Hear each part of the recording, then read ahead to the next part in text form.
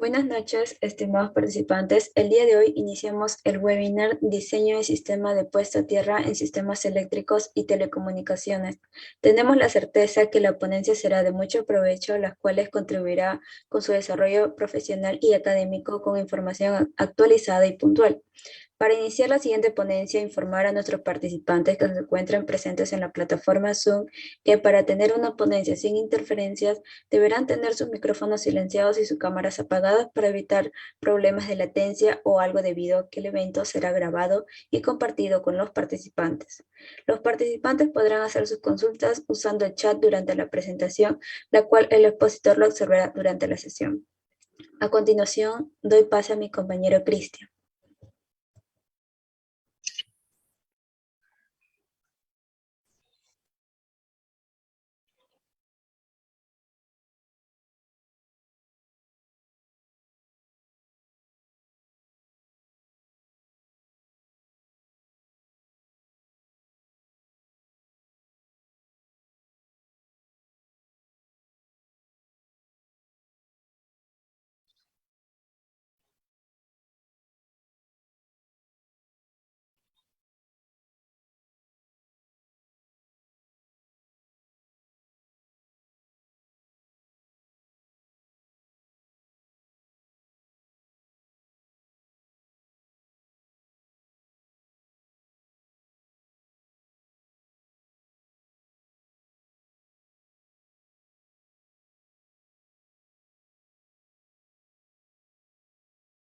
Buenas noches, Cristian, ¿qué tal? Buenas noches. Aquí listos para compartir con ustedes este pequeño webinar que nos para hacer una introducción a los sistemas de puesta a tierra. Eh, Muchas gracias por la atención de todos los participantes y por tu presentación.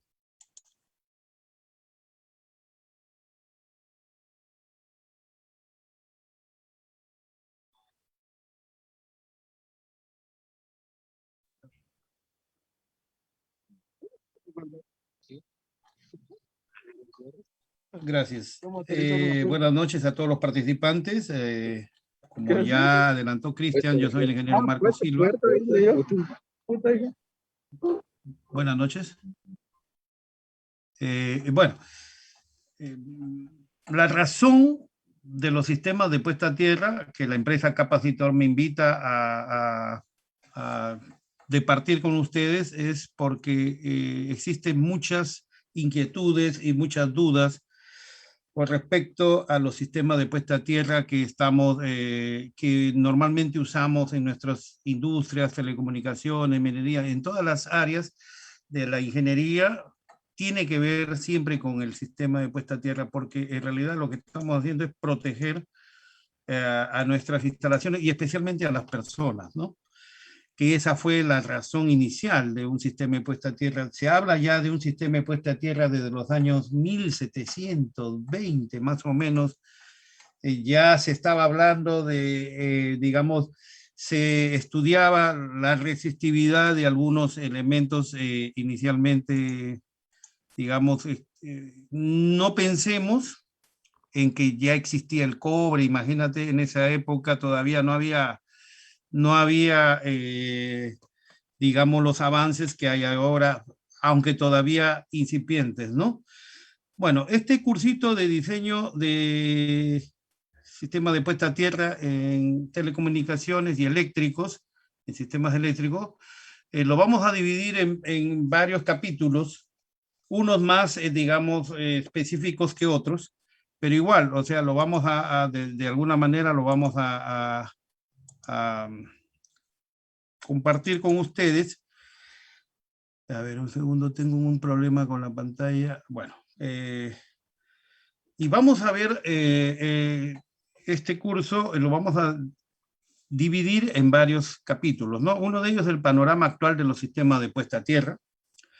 En este caso, los sistemas de puesta a tierra, hay que interpretar bien qué es un sistema de puesta a tierra, qué diferencia hay entre un sistema de puesta a tierra y una puesta a tierra, ya no sistema, sino una puesta a tierra. ¿Son lo mismo? ¿Son cosas distintas? ¿No? Entonces, empecemos por ahí, ¿no? Después vamos a ver lo que es un poco de geología básica. La geología es la parte muy importante para entender de antemano y a priori cómo podemos atender un sistema, un diseño de puesta a tierra. Es importante tener idea de lo que es la geología de un terreno y obviamente tener claro cuál es la resistividad que se manejan en, digamos, en terrenos rocosos, en terrenos arenosos, en terrenos, digamos, hay algunos terrenos que son prácticamente tierra de cultivo, pero hay que tener la idea, por lo menos, de lo que tenemos que tratar. Después viene ya Recording in progress.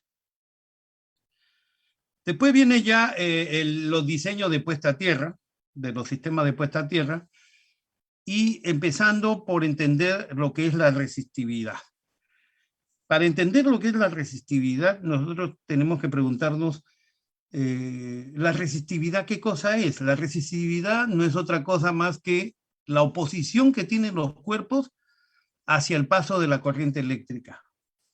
Y entonces, al medir la resistividad, yo estoy midiendo cuál es la resistencia de un terreno, si este es beneficioso o no para el paso de la corriente eléctrica. Lo vamos a ver con detalle. Y después vamos a ver también lo que es diseño de puesta a tierra y vamos a validar con un software de análisis de sistemas eléctricos. Se va a ver también en un capítulo la construcción de los sistemas de puesta a tierra, con las buenas prácticas. Medición, ¿cómo se hace para medir un sistema de puesta a tierra? ¿Cuál es la diferencia de 4 picas, 3 picas, telurómetro, megómetro? Cuidado, hay mucha confusión. A veces yo he visto que miden resistividades con equipos que específicamente se usan para medir resistencias ya de un sistema terminado. Entonces, la resistividad de un terreno es el terreno donde no hay absolutamente ningún tratamiento ni ningún material que sirva, que hayamos puesto al propósito para bajar la resistencia. Entonces hay que ver qué equipos hay que usar. A veces veo mucha confusión en ese tema y gente con, digamos, que cometen algunos errores al respecto, ¿no? Luego viene el mejoramiento y mantenimiento de los sistemas de puesta a tierra, básicamente lo que es el tratamiento de los sistemas después de un determinado tiempo de uso. Normalmente los tratamientos que se hacen a los suelos con el tiempo tienden a deteriorarse, bajan su rendimiento. Hay otros que no.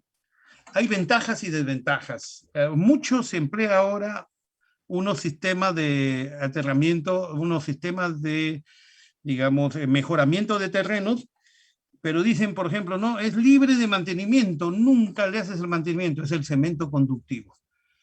Pero tiene sus pros y sus contras. Todo tiene su razón y sus cosas buenas, cosas malas, y hay algunos que son excelentes también, ¿no? Y vamos a ver finalmente aplicaciones particulares, específicamente a lo que es análisis del diseño de sistema de puesta a tierra en líneas de media tensión, alta tensión, ¿no? Cómo se hacen los pozos en cada sistema, para atender cada poste, ¿no? En la postación. El panorama actual de los sistemas de puesta a tierra. ¿Cuál es el panorama actual? ¿Qué hemos aprendido en todos estos tiempos? El panorama actual de los sistemas de puesta a tierra se refiere básicamente a qué hemos hecho nosotros para hacer un sistema de puesta a tierra que sea amigable con el medio ambiente, ¿no? Eso es lo que está en boga ahora, ¿no? Básicamente todo el mundo te dice, mira, yo quiero que me pongas un sistema de puesta a tierra que no me malogre el medio ambiente, más bien lo arregle y de todas maneras sea en lo posible libre de mantenimiento. ¿Correcto? Libre de mantenimiento. Entonces, mucha gente, últimamente hay unos proyectos ahora con el Estado que se recurre al cemento conductivo, que básicamente es inocuo al medio ambiente y es prácticamente eterno, prácticamente es como una columna de cemento que está bajo la tierra y nunca más tú vas a tocarlo. Simplemente le echas, ni siquiera al entorno, ¿no? Simplemente le echas un poquito de agua al entorno y listo, se acabó, y te olvidas. Pero hay unas ventajas y desventajas, que ya lo conversaremos al respecto. Después, los sistemas de puesta a tierra, en el entorno actual, fíjate que el sistema de puesta a tierra, básicamente en las zonas tormentosas específicamente, es un sistema compuesto por una malla, como tú ves ahí, debajo de la tierra, eso se llama puesta a tierra, y el sistema de puesta a tierra, que es lo que está sobre la superficie. O sea, hay una diferencia. Puesta a tierra es lo que está bajo tierra, y sistema de puesta a tierra es todo lo que está encima y lo de abajo. O sea, incluye todo. Pero ojo, puesta a tierra, tú no puedes hablar de puesta a tierra en una instalación de aterramiento que estás haciendo dentro de una casa, por ejemplo. Ahí es un sistema de puesta a tierra. Tenemos un captador que capta los rayos, está demostrado que así funciona, aunque a veces estos rayos no siempre siguen el camino que uno espera que sigan. A veces hay rayos laterales, el rayo se mete por un lugar que no es el pararrayos, hay un montón de situaciones que habría que evaluar a la hora de hacer el diseño de un sistema, especialmente el tema de pararrayos y esas cosas para instalaciones de telecomunicaciones y de minería, ¿no? Que es bien, bien importante ahí. Después vamos a tratar el tema de, perdón, he perdido, a ver, la geología básica. Muchos ingenieros, muchos técnicos en telecomunicaciones, lamentablemente empiezan a hacer su sistema de puesta a tierra sin tener idea de lo que es geología. Y al hablar de geología, estamos hablando de la composición del terreno y que a veces es necesario conocer. Sin embargo, hay situaciones que uno generaliza, por decir, tú ves un terreno como el de la fotografía, que es un terreno aparentemente regularmente posible, aunque alrededor se ve que hay piedras, se ve que hay rocas. La ciencia que estudia esa situación se llama la pedología. La pedología, y ojo, no es lo que están pensando, es básicamente el estudio del terreno y su entorno. Entonces nosotros tenemos que entender qué va a generar ese entorno al sistema de malla que voy a poner bajo tierra. ¿Va a generar corrosión? ¿Va a generar problemas de agresividad de la corrosión? ¿Cuáles son los terrenos más agresivos para la corrosión? Increíblemente, los terrenos más agresivos son aquellos que tienen la resistencia más baja. Esos terrenos son los más agresivos para la corrosión. Entonces hay que ver ahí algunos temas que habría que conocer un poco más a fondo, pero es necesario empaparse de este tema de la parte de la geología básica. Ahí tiene que ver un poco también la química, un poco que ver un poco la hidrología, un montón de cositas que intervienen en este tema. Los sistemas, al final, en un sistema de puesta a tierra, lo que queremos es que bajo la tierra el sistema sea lo más higroscópico posible.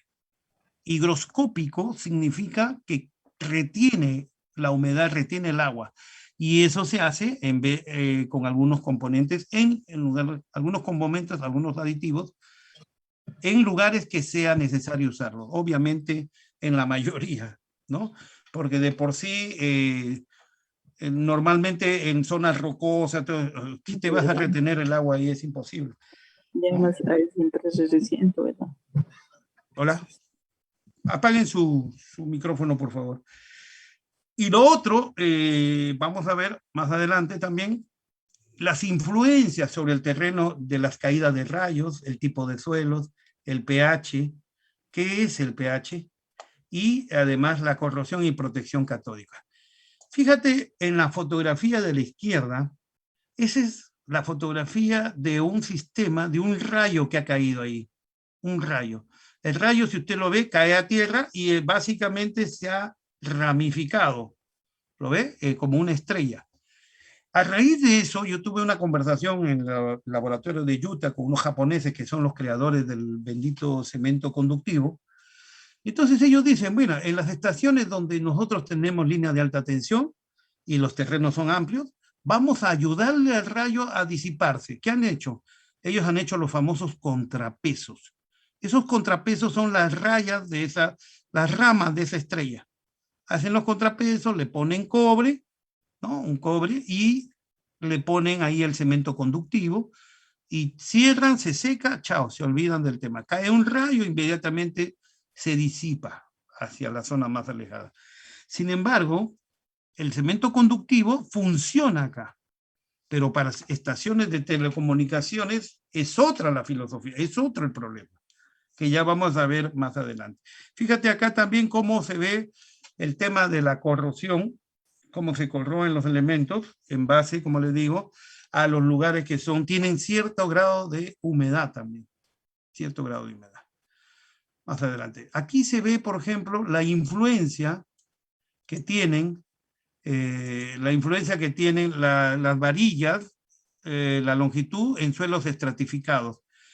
¿Correcto? Por ejemplo, si tú pones la longitud de una varilla de mayor longitud, obviamente va a tender a, digamos, beneficiarte con la bajada de la resistencia. Igual acá, un conductor horizontal, mientras más conductor le ponga, especialmente en los suelos con resistividades altas, mientras más conductor horizontal pongas, obviamente la resistencia va a bajar, y siempre es positivo. En los lugares donde la resistividad es baja, por decir 100 ohmios o 10 ohmios, ya a partir de más allá de los 60 metros, 50, 60 metros, ya ponerle más cable horizontal no tiene mucho sentido. En los de altos sí, obviamente que sí. Esta es una malla cuadrada, ¿no? La longitud de la malla cuadrada, mientras más área haya, es mejor, tiende a ayudar. Pero ojo, fíjate en resistencias donde haya la resistividad de 100 ohmios, 20 metros más allá de eso, de longitud de malla cuadrada, más allá de eso ya no tiene mucho sentido. Acá es el efecto de la profundidad del electrodo en la resistencia de puesta a tierra. Obviamente, si tú introduces más un electrodo al terreno, lo profundizas más, va a tender a, digamos, beneficiar la bajada de la resistencia del terreno. Igual el diámetro, aunque aquí no influye mucho, ¿no? El diámetro del electrodo influye, pero fíjate, no influye mucho. Mira, el tema es que la resistencia de puesta a tierra está íntimamente relacionada con el tema económico. Yo he visto muchas instalaciones, por ejemplo, diseños donde dice, oye, vamos a poner 40 varillas. 40 varillas. Eso significa que vas a hacer 40 excavaciones tratadas para poner las varillas. Pero ese es un dineral que tranquilamente con otros sistemas se pueden reemplazar, ¿no? Entonces, la idea es, digamos, como dice al principio, situación actual de los sistemas de puesta a tierra. ¿Qué hay que hacer con la ciencia para reemplazar esos sistemas tan caros? ¿Correcto? Tan caros. Entonces, aquí vemos que efectivamente, si tú le pones una varilla de, digamos, medio de 0.5 pulgadas de espesor, o vas a tener el 100%, ¿no? La capacidad de resistencia. Pero si le pones de 1,5, va a bajar a 80. Pero el costo hay que evaluar ahí, ¿no? Si a lo mejor esto lo reemplazas con un buen tratamiento, con sistemas paralelos. Vamos a ver más adelante en clase, los sistemas de puesta a tierra, mallas en paralelo, qué ventaja y qué desventajas traen. Las mallas en paralelo, lo que pasa es que el sistema de puesta a tierra trabaja como resistencias, los circuitos eléctricos, no sé si recordarán, las resistencias en paralelo, la resistencia total es la inversa de las resistencias parciales. pero lo gracioso en un sistema, lo interesante en un sistema en paralelo, es que por decir, tú tienes una malla que tiene una resistencia, digamos, de 8 ohmios, y tienes otra malla que tiene una resistencia de 20 ohmios. Si tú unes las dos mallas en paralelo, la resistencia final, la resultante, la nueva resistencia, siempre va a ser menor que la menor que sumaste. Si tú tenías una de 6 y una de 20, al unirlas, el sistema total va a tener una resistencia menor a 6 ohmios, con seguridad. La de 20 se convertirá en 5 ohmios, y la de 6 ohmios también se convertirá en 5 ohmios, porque están unidas equipotencialmente. Es importante tener ese tipo de conocimientos para, digamos, de alguna manera mejorar el tema de los sistemas de puesta a tierra sin hacer tanta inversión. Ese es el tema, ¿no? El tema es la inversión que tú haces. Obviamente, si tú quieres un sistema, cuesta lograr, tienes unas resistividades muy altas, bajarlo al objetivo te va a costar económicamente, pero la idea es que te coste lo más óptimo posible, los gastos sean los más óptimos posibles. Aquí tenemos el efecto de la humedad en la resistividad del suelo, y fíjate, aquí tenemos una resistividad bien alta, 4000, y cómo influye en el porcentaje de humedad. Vuelvo a repetir el tema acá de la higroscopía. La idea es hacer que la tierra retenga el agua, retenga la humedad. Un terreno arenoso no nos servirá mucho, porque obviamente, como es arena, se va el agua. Y entonces hay que cambiar, hay muchas formas, pero vuelvo a repetir, siempre que se haga de la manera más, digamos, más óptima posible. Y por último, aquí vemos la resistencia de la tierra debido a varillas en paralelo. Fíjate acá. Tenemos aproximadamente la resistencia en ohmio, por ejemplo, del terreno de 35, y de ahí baja. Usas 2 y baja bastante.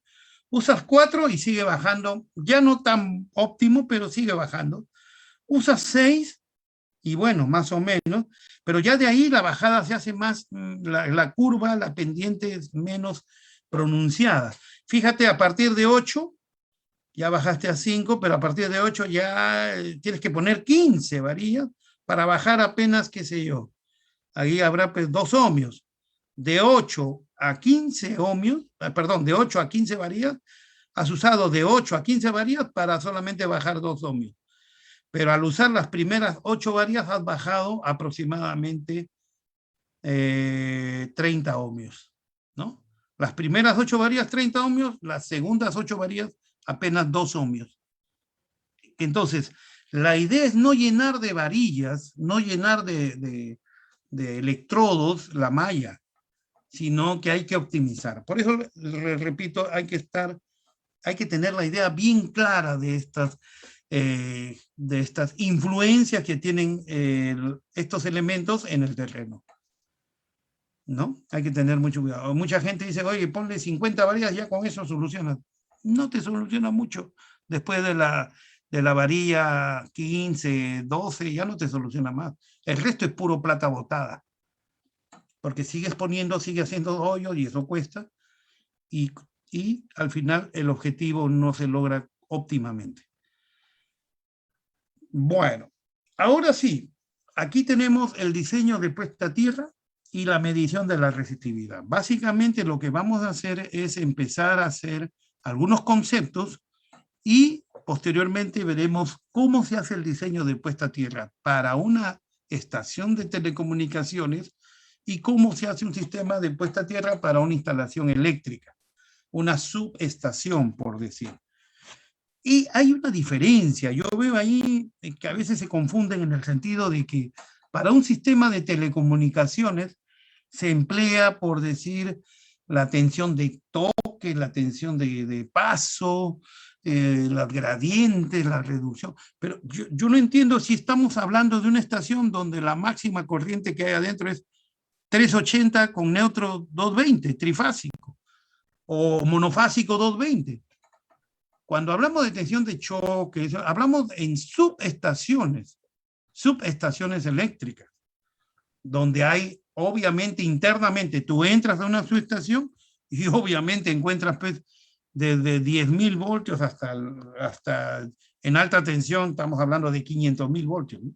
Entonces, ahí sí hay que tener mucho cuidado con esos temas de tensión de toque y contacto, que ya vamos a ver ahora. El contenido del diseño, estamos viendo el diseño de puesta a tierra, el contenido de este diseño, vamos a empezar por la normatividad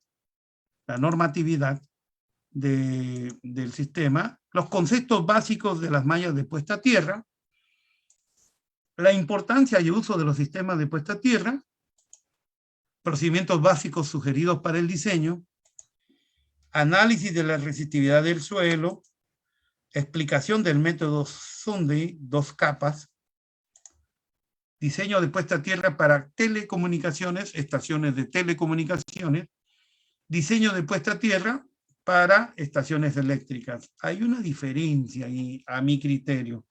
En los sistemas de puesta a tierra para telecomunicaciones, básicamente estamos hablando de situaciones en baja tensión. Y en baja tensión, digamos, yo creo que el tratamiento es distinto. Obviamente siempre bajo una normativa. ¿Y qué normativa es la que nos va a dirigir? Esta, la metodología de la IEEE estándar 80. Esta normativa de la IEEE, que desde el año 1961 está vigente, ya cumplido algo de 60 años, y está vigente esta metodología. Se ha ido actualizando, ¿correcto? Esta metodología es la base para las normas, esta metodología internacional es la base para las normas de cada país. En el caso de Perú también tenemos nuestras propias normas, nuestras propias reglas, pero basadas en este código nacional que tenemos nosotros, siempre en esta, básicamente para la puesta de instalaciones eléctricas, siempre está basada en esta norma internacional. Y después, finalmente, vamos a hacer una validación de la malla con un software, que seguramente hay muchos software, hay muchos, inclusive hay software que estudiantes de maestría han hecho con, digamos, MATLAB, con cálculos de finitos, ¿no? Numéricos finitos, pero esto lo vamos a manejar con bastante detenimiento, obviamente, más adelante. La normativa, vamos a la normativa. La normativa básicamente está acá, es la guía EEE, la IEEE para seguridad de aterramiento de subestaciones de corriente alterna. Acá básicamente se trata tanto de baja como de media y alta tensión y la protección y seguridad que hay que dar. Entonces básicamente la IEEE estándar 2013, que es la guía de seguridad para el aterramiento de subestaciones eléctricas. Y en base a eso, en Perú, tenemos el Código Nacional de Electricidad, el tomo 5, el tomo de utilización, y básicamente, especialmente en el capítulo 3, habla de diseño y protección de instalaciones. Entonces, aquí en el acápite 3.6 habla específicamente de lo que es puesta a tierra. Y ahí ve los alcances, generalidades, puesta a tierra de circuitos, ¿no? En tierras cubiertas. Todo. Y por acá, después de esto, seguramente en Perú salieron las normas técnicas peruanas y hay otras cosas. Y en el capítulo 7 trata del tema de pararrayos y da algunas recomendaciones, todas basadas en la norma IEEE STD 80, estándar 80, ¿no? Situaciones industriales, otros locales, en casas. Aparte, tenemos el Manual de Sustentación del Código Nacional de Electricidad, de utilización 2006, puesta a tierra a enlace y enlace equipotencial. Tenemos las normas técnicas peruanas también. Entonces, hay información, hay estudios en Perú, pero como les repito, todos basados siempre en la norma internacional, la IEEE 80, ¿no? Así es. la I888. Y bueno, y acá ya hay algunos conceptos importantes, algunos conceptos básicos importantes del sistema de puesta a tierra, en base a la IEEE 80, y muchos de ellos son ya conocidos por todos en su mayoría, ¿no? La tensión de contacto, que es la diferencia de tensión entre una estructura metálica conectada a tierra y una superficie en donde una persona se para. Obviamente, la persona se para cerca. Cuando una persona se para cerca, hay que tener mucho cuidado, porque es posible que haya una tensión de contacto, mientras sus manos tocan la estructura conectada a tierra. Lo que pasa es que aquí, si ustedes ven abajo, dice contacto, con la letra, hace un cierre del circuito. Y lamentablemente, a veces se ha demostrado que ese circuito pasa justo, siempre, busca el corazón. Y al buscar el corazón puede generar un daño mayor y hasta la muerte. Más adelante vamos a ver cuáles son las corrientes mínimas que son necesarias para matar a una persona. Como les dije, los sistemas de puesta a tierra se generan, se crean, se estudian para inicialmente proteger a las personas. Ya obviamente después con el tiempo, la industria, las telecomunicaciones, todo, bueno, primero se protege al equipo, ¿no? En minería igual. Pero la idea fue proteger. Y los americanos se han dedicado bastante tiempo a proteger, porque accidentes han habido. Accidentes han habido. De ahí viene la tensión de paso. La tensión de paso, que viene a ser la diferencia de tensión en la superficie que podría experimentar una persona con los pies separados aproximadamente un paso, que vendría a ser 1 metro, sin estar en contacto con ninguna otra superficie conectada a tierra, ¿no? Entonces puede haber una inducción, si usted ve la línea roja, que lamentablemente pasa por el cuerpo de la persona cuando tiene las piernas abiertas, un paso, y se genera una diferencia de potencial. También es dañino, ¿no? Y el aumento del potencial del terreno, en sus siglas en inicial, Grounding Potential Rise, es el máximo valor de tensión que la malla de tierra de una instalación puede alcanzar a un punto de tierra distante, que se supone está a un potencial de tierra remoto. Puede haber, como le digo, un voltaje máximo que pueda generar que esta persona que está alejada también pueda, digamos, sentir la corriente eléctrica en este sentido. Nosotros tenemos en telecomunicaciones particularmente y en minería también experiencias, por ejemplo, una vez yo me acuerdo en ¿cómo se llama este sitio de la libertad? Huamachuco, si no me equivoco. Huamachuco es una ciudad donde las casas son normales, pequeñas, y se había colocado una antena, una torre de telecomunicaciones de 70 metros. No digo a qué empresa le pertenecía. Y me llaman y me dicen, oye, hay problemas, los vecinos que estaban alrededor de la torre están reclamando que se les está quemando sus equipos eléctricos, su televisor, su licuadora. Hay una señora que dice que bañándose se ha quemado los pies. Y entonces, ahí estamos hablando justamente de este potencial, ¿no? Del potencial que estamos tratando ahorita del gradiente, del terreno. Y entonces, voy a la estación y lo primero que encontré fue que habían retirado, se habían robado el pararrayos, la bajante del pararrayos, se habían robado todo el sistema de puesta a tierra. Y la antena prácticamente, ahí se me quitó una idea fija que yo tenía, que el rayo viene y directo, entra por el pararrayo y se baja por el cablecito directo a tierra. No es tan cierto eso.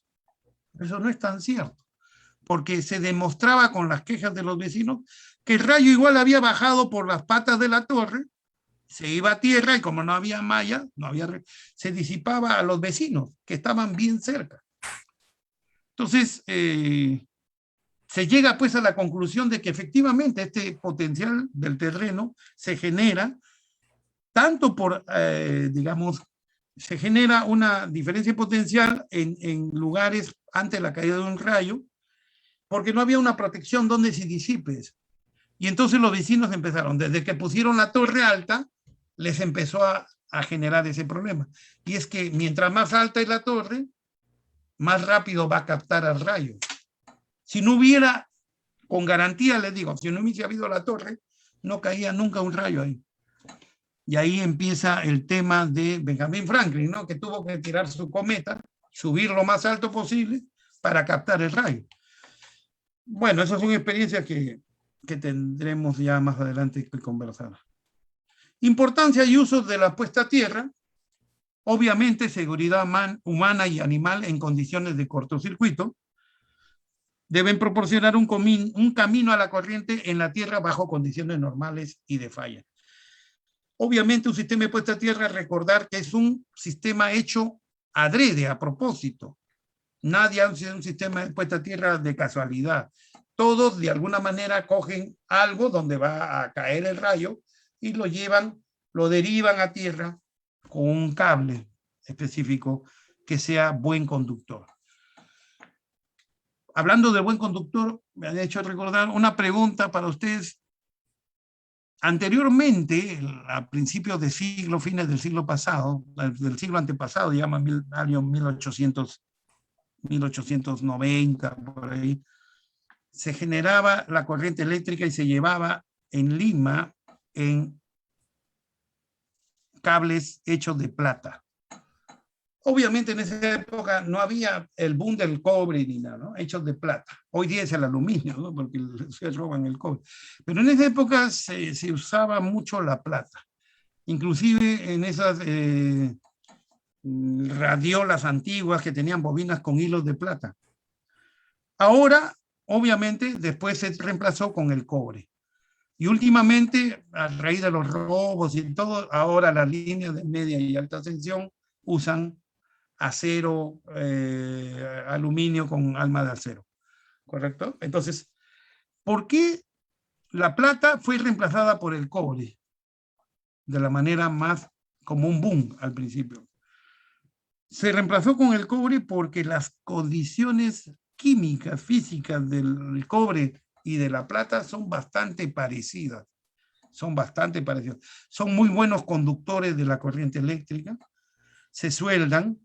Es más, no sé si alguien en algún lugar ha soldado el cobre con varillas de plata, ¿no? Entonces tienen esas características que los hacen muy similares y adaptables al uso de la corriente eléctrica. Bueno, la importancia y sus usos, ¿no? Conexión a tierra para impulsos y sobrecargo, asegurar un buen funcionamiento de los elementos protegidos y minimizar la interferencia de los circuitos de transmisión y distribución sobre los sistemas de comunicación y control. Generan una especie de apantallamiento que después vamos en algún momento a conversar. Procedimiento sugerido para diseñar una malla de puesta a tierra. Aquí sí les pido bastante atención porque este es el corazón, el core del webinar, ¿no? Vamos a ver cómo vamos a hacer el diseño de una malla de puesta a tierra. Empezamos con la determinación de las características del suelo, como les dije, medición de la resistividad. Hay que entender qué es eso. Después determinar la corriente máxima de falla a tierra, esto es para subestaciones eléctricas, determinar el tiempo máximo de despeje de fallas, insisto, para sistemas eléctricos, determinación del tipo de carga y dimensionamiento manual o usando la herramienta computacional de acuerdo a la metodología IEEE del estándar 80. Vamos a empezar con el paso 1, determinación de las características del suelo, obtención de la resistividad del terreno. Aquí quiero ser claro en decirles que este método de obtener la resistividad está acorde con la norma internacional IEEE estándar 80 y además se usa tanto para estaciones de telecomunicaciones como para cualquier instalación eléctrica, sean subestaciones, sea minería, sea en donde se requiera hacer las características del suelo y obtener la resistividad del terreno.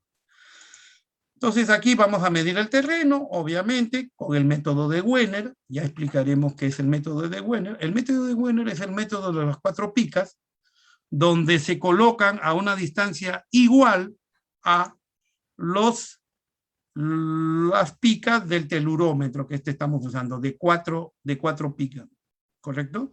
Los dos extremos son corriente y los dos del centro son diferencia de potencial, son potencial voltaje. Y si ustedes se acuerdan, la ley de Ohm, para obtener la medida que ustedes ven ahí, 10.17, ¿qué se ha hecho? El equipo ha inyectado una corriente y un voltaje al terreno. Y esa corriente y un voltaje, mediante un algoritmo interno electrónicamente con un PLC que se lleva dentro del telurómetro, se genera la resistencia aplicando la fórmula de resistencia, que viene a ser la tensión sobre la corriente. Hace la división y te da esa lectura, 10.17. Pero esa es la lectura de la resistencia del terreno, no confundir. Otra cosa es la resistividad del terreno. Por eso es que se ponen a distancias, porque en la resistividad del terreno incluye tanto la distancia entre picas como, que es la distancia A, como la profundidad de ese terreno. Y otra cosa importante, la profundidad con que se ponen las picas dentro del terreno. Y otra cosa muy importante es medir la resistividad en varios perfiles, en varias direcciones. ¿Por qué? Porque te va a dar mejor información del terreno.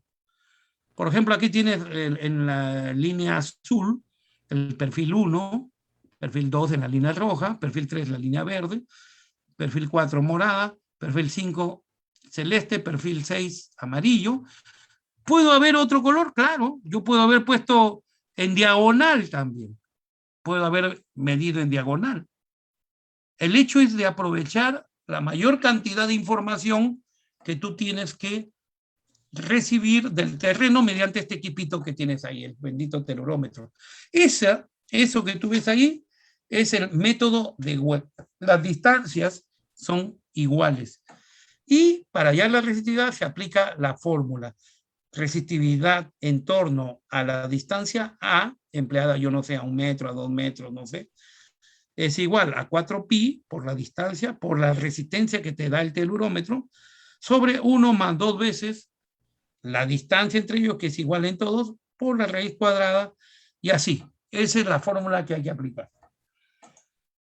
Obviamente aquí tenemos otra fórmula. En el caso de que las picas se metan un poco más adentro, se simplifica con esta fórmula de acá. Resistividad es igual a 2pi a R, donde A siempre sigue siendo la distancia igual para todos. Y vas a ver tú que a 1 metro, por ejemplo, se mide así, los 2 picas de corriente a los extremos, las 2 picas de tensión al centro, M y N, a 2 metros, ojo, la distancia es 2 metros entre cada pica. A 3 metros, la distancia es 3 metros entre cada pica. Y 4 metros, y así, puede ser a 5 metros y a 6 metros. Y aquí, en este método de Wenner, que ustedes ven en la parte derecha, que te está dando la lectura, ya he dicho, el equipo hace que esta corriente y este voltaje, el voltaje se divide entre la corriente, que tú le inyectas al terreno, el terreno lo procesa y te va a botar por la ley de Ohm, la división entre el voltaje y la corriente. Y obtienes la ley de Ohm, ¿no? Pero ¿por qué dice acá 4.5? Porque se asume que la inyección de la corriente va a llegar hasta una profundidad que es las 3/4 partes de la distancia A. En este caso, por ejemplo, si A vale 6, la profundidad de inyección del voltaje y la corriente es 4.5. Si fuera 1, sería 0.75. Si fuera 2, sería lo que salga. Si fuera 4, sería 3 metros la profundidad. Es, digamos, las 3/4 partes de la distancia entre cada uno. Procesamiento, vamos a procesar ahora esa información. esa información la vamos a procesar. Fíjate, ahí, este es un ejemplo, una fotografía de la lectura de las resistencias del terreno a 1 metro de distancia. Y te da 59. Son ejemplos. Por ejemplo, aquí está, bueno, ahí está a 2 metros, 17.15, a 3 metros, 4.10, a 4 metros, 0.77. Vamos a ver los resultados de la medición. Obviamente este es un ejemplo particular que yo he hecho de espaciamiento. Aquí yo supuestamente estoy en un terreno, digamos, haciendo una línea en una mina, digamos, y tengo hasta 32 metros de distancia he separado las picas. A 1 metro, a 2 metros, a 4, a 6, a 8, a 10 metros, a 16 y a 32 metros de distancia. Y con eso yo tengo el primer perfil. Ojo, que he hallado para hallar este perfil la resistencia que me da el telurómetro multiplicado por A, que en este caso es 1 metro. Y aplicando la formulita esta que les mostré antes, ¿no? Esta de acá. La más rápida es esta. Rho 2pi AR. Es muy similar el resultado a esta larga de acá. Es muy similar. Y entonces vamos a ver que aquí tenemos el primer resultado, el primer perfil. A 1 metro me sale 81.10 y a 32 metros me sale 42.70. Y obviamente he medido en esta dirección. El perfil 2 lo mido, digamos, en esta dirección. Y el perfil 3, ojo, fíjate que están cada punto acá son el número de pruebas que se han hecho.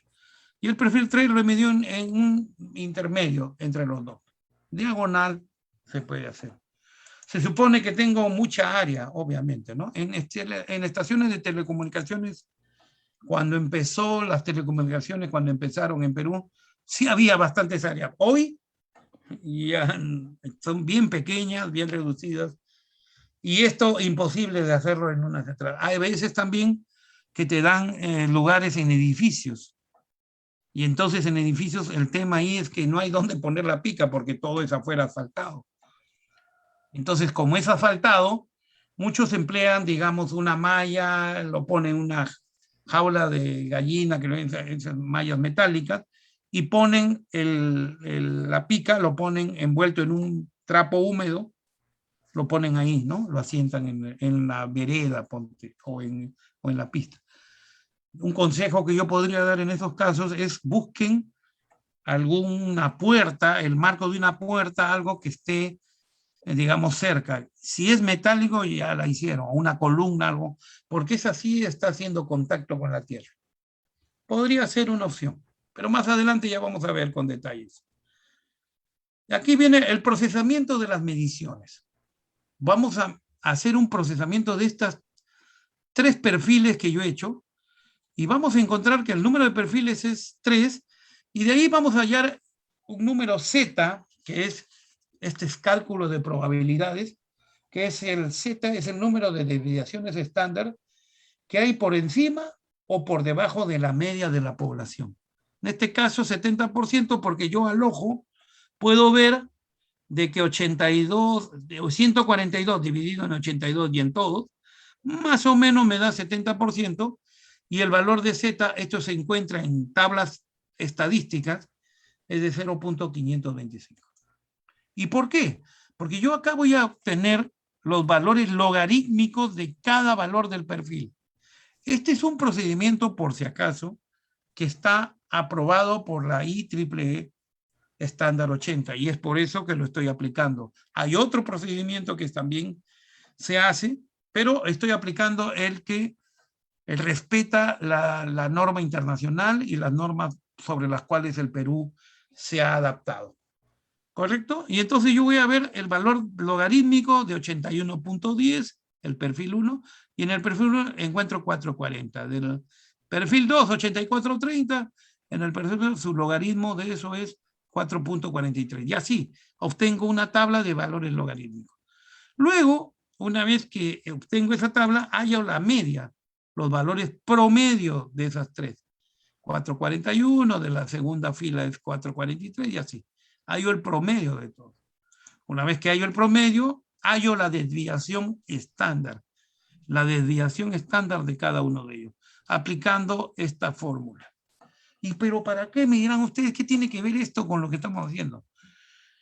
Porque al final podemos hallar las resistividades aparentes reales con valores de probabilidad 70% de que ocurra, aplicando esta fórmula, ρ igual a epsilon, S, que vendría a ser el valor promedio de la desviación estándar, por Z, que como les dije es el promedio de desviaciones estándar, que en este caso contable es 0,525, más la media que hemos hallado, el promedio. Y salen estos valores, 70% de probabilidad que ocurra. Y obviamente, el mayor espaciamiento para el mayor es ρ1 y para el mayor espaciamiento es ρ2. El último es más lejos y es para, en todo caso aquí no sería mayor, sino para el menor espaciamiento. ρ1, aquí hay un error. Para el mayor espaciamiento, ρ2 es este. Diferencia de mediciones en ρA sería aproximadamente 69.21%. ¿De dónde sale este 69.21%? De dividir el mayor espaciamiento, ρ2 sobre ρ1. Tú divides y te da 1.69. Por lo tanto, es 69.21% más de que ocurra. Y luego, una vez que ya tenemos, ojo, hemos visto que es 70% de probabilidad de que ocurra. Y luego vamos entonces del tipo de suelo. Vamos a ver qué tipo de suelo estamos hablando. El suelo es homogéneo si la diferencia entre el menor y mayor valor de la resistividad es menor al 30%, que no es el caso. No es el caso. Aquí estamos hablando de un 70% mayor. No es el caso. Entonces, por lo tanto, el suelo que hemos visto no es homogéneo. Si hay hasta 30%, sí. ¿Correcto? Si, por ejemplo, hubiese sido acá 82, 70 y acá ponte 100 o 90, siendo menos del 30%, entonces era un suelo homogéneo. ¿Y qué se hace cuando es un suelo homogéneo? Cuando es menor a 30%. Se promedian los valores medidos por cada profundidad, para cada profundidad. Y de ahí tenemos el suelo heterogéneo. Si la diferencia entre el menor y mayor valor de las resistividades es mayor a 30%, que es el caso. Es el caso que estamos viendo. Para eso y determinar las capas que tiene, se usa el método gráfico de Sondy. Bueno, tenemos resistividad 1, ya la tenemos, resistividad 2 también la tenemos, no tenemos la altura, la profundidad, donde esta resistividad 1 la vamos a considerar en los cálculos hasta esa profundidad. Porque esto es importante, ¿por qué? Porque si aquí es bajo, obviamente, y la profundidad es más de 2, 3 metros, conviene poner varillas verticales bajo el suelo. Pero si esto de acá fuera, digamos, alto, entonces no convendría sino usar varillas horizontales. Vamos a explicar ahora el método Sondy de 2 capas. Es importante que ustedes lo entiendan bien. Lo he hecho de la manera más sencilla posible y siempre acorde con la triple E estándar 80, ¿no? Las curvas de resistividad versus distancia. Estos valores que hallé en antes son los valores que yo he colocado en esta gráfica y me da esta curva, ¿correcto? Esta curva. Me da que a 2 metros, a 1 metro era 82,70, a 2 metros 84, y por último a 32 metros 139,94, la resistividad, con respecto a la distancia. Luego, vamos a aplicar el método de Sandler. Esta es la gráfica aceptada por la IEEE 80 de Estados Unidos de la curva de Sandler, de 2 capas. ¿Correcto? Entonces, ¿qué hacemos? Se calcula la relación ρ2 sobre ρ1. Luego, haciendo esa división, que es 139.94 entre 82.70, eso me da aproximadamente 1.69 20, lo que les dije, 69 puntos. Lo vamos a redondear a 2 porque las curvas de Sandy están hechas en números enteros, 1, 2, para ser más prácticos. Pero si ustedes quieren ser exactos, lo pueden hacer también con el valor que les da. Aunque no hay la curva, fíjense, en 2 sí hay, en 1 sí hay, 5, 10, 20, 50 y así, ¿no? Entonces estamos acá. Rho 2 sobre 1, aproximadamente 2. ¿No? Obviamente se ubica la relación en la gráfica estándar, lo hemos ubicado. Ahora tenemos que la relación AH es 2 abajo, ¿correcto? Es 2. Aquí está el 2, ¿lo ven? Y entonces ahí está el 2, ¿eh? Y justo lo hago chocar con la curva que está viniendo el Rho 2 sobre 1, 2 también. Lo hago chocar, ahí está. Y eso me da, a la hora que chocan, me da, en el cruce, me da una relación Rho A sobre Rho 1. Y esa viene a ser la resistividad encontrada, ¿no? Ahí está. Tenemos que es 1.6, ¿no? Y sabiendo que Rho 1 vale 82,7, multiplicamos Rho 1 por 1.6 y me da 132.32.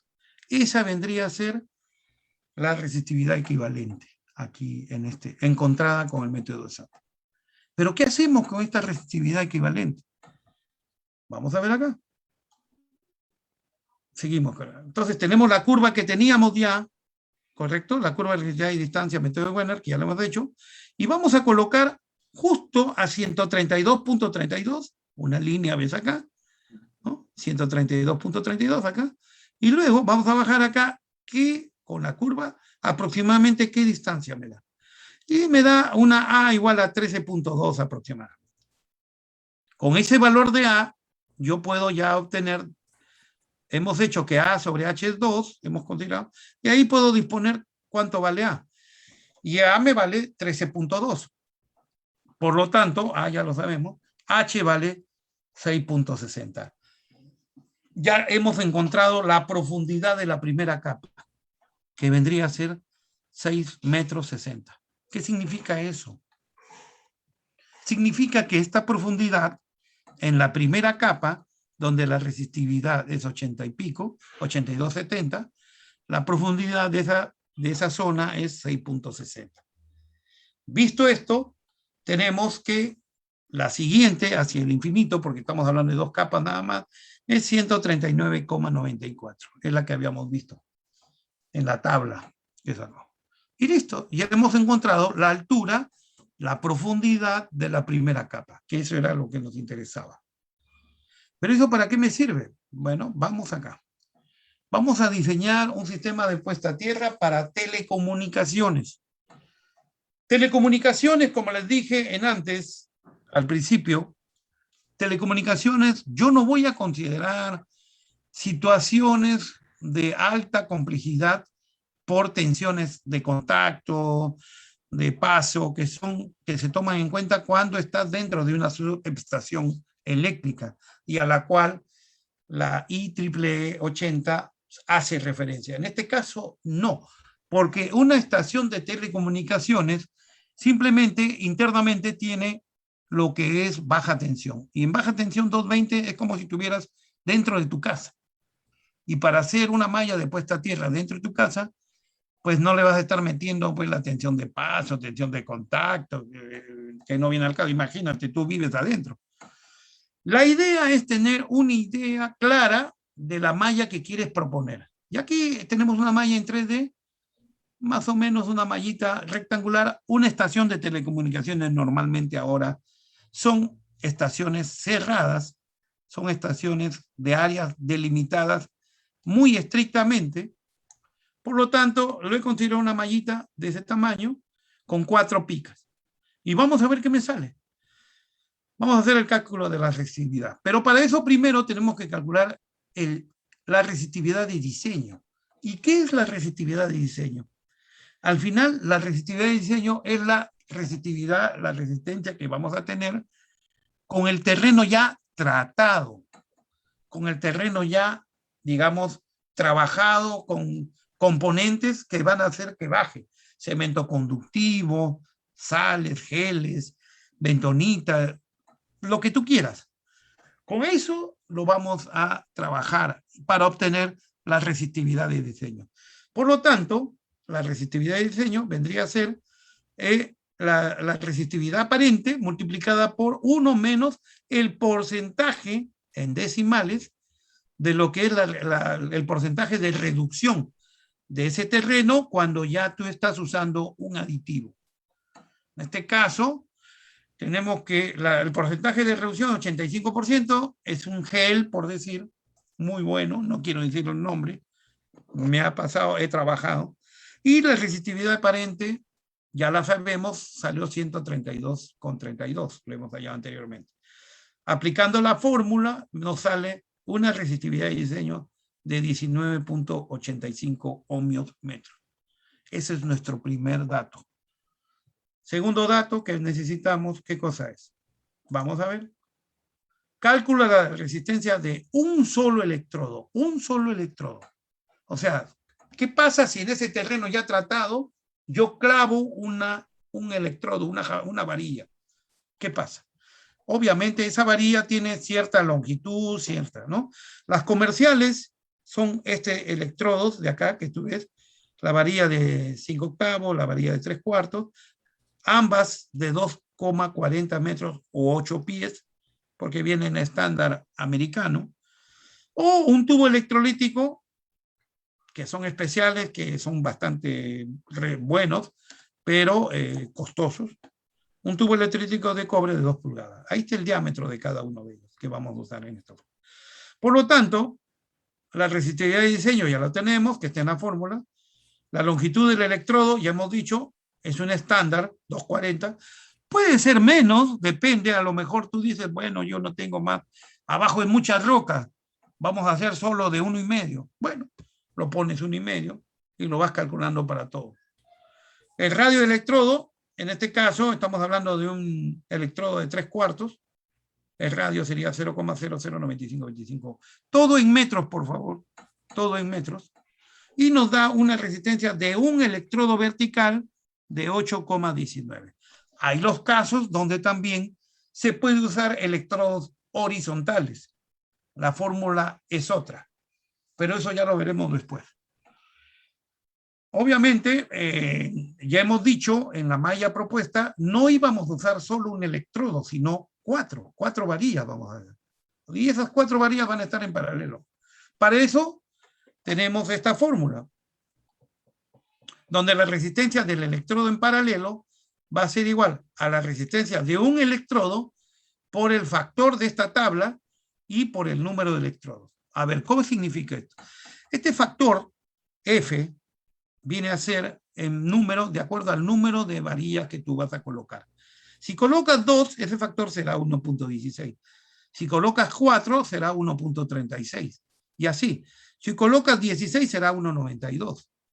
Ese factor es este de acá, que tú lo multiplicas por el valor de la puesta a tierra de una sola varilla, entre el número de varillas. En este caso, tú has usado el factor para 4 varillas, por lo tanto lo divides entre 4. Y obtenemos una resistencia de los electrodos en paralelo de 2,78. Seguimos. Cálculo de la resistencia de la malla enterrada con un cable de cobre de 1,50. Normalmente en telecomunicaciones se ha generalizado, aunque hay empresas que se usan el de 70 milímetros cuadrados, el 2,0, pero se ha generalizado el 1,0 de 50 milímetros cuadrados y sobre eso vamos a ver, lo podemos hacer con el otro, simplemente se cambia el diámetro o el radio que nos pidan, ¿correcto? El diámetro en este caso. Este caso es el diámetro para un cable desnudo de cobre de 50 milímetros. Se aplica la fórmula siguiente. Tenemos la resistividad aparente, considerando un terreno heterogéneo, 132,32. La resistividad con porcentaje de reducción, que es 19, ya lo habíamos hallado. El diámetro de cable de 50 milímetros, que ahí está. La longitud del conductor, 20 metros. ¿Qué significa esto? Significa que yo en mi malla cuadrada que había pensado, yo lo haré pues de, no sé, 5 metros por lado, y como es un cuadrado, ya tengo los 20 metros. La profundidad en que se encuentra entre el conductor, 0.60 metros o 60 centímetros, normalmente se sugiere hacerlo mínimo a 40, óptimo a 60 y súper óptimo a 1 metro de profundidad. Pero cada cosa, como les repito, cualquier cosa que tú hagas en bien de mejorar la malla, te va a costar, siempre te va a costar un poco más, porque los trabajos son mayores, los materiales son mayores y todo eso. Al final nos sale una malla enterrada, la resistencia del conductor enterrado me da 1.52. Todas estas plantillas se les va a hacer llegar a todos ustedes. Todas estas plantillas se les va a hacer llegar. Ahora hallamos la resistencia mutua, que significa cuál va a ser la resistencia que vas a tener usando las varillas y usando la malla enterrada. Se emplea esta fórmula para telecomunicaciones y tenemos la resistencia mutua, nos da 0.80. No, tengo mi Apague su micrófono, por favor. La longitud total, ya hemos dicho 20 metros porque consideramos un cuadrado, la malla cuadrada de 5 metros de largo.